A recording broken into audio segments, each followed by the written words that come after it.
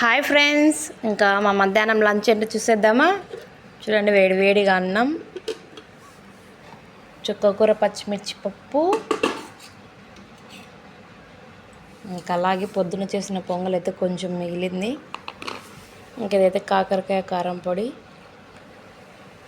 ఇంకా పిల్లలకి lunch box అయితే పెట్టేశాను. అన్నము, పప్పు, పెరుగన్నం.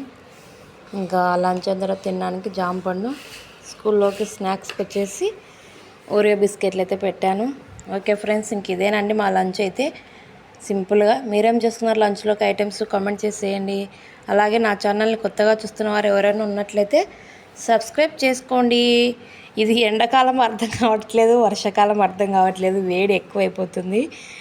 3-4 డేస్ నుంచి అసలు ఎండ తీవ్రత ఎక్కువ ఉంది మా సైడ్ అయితే.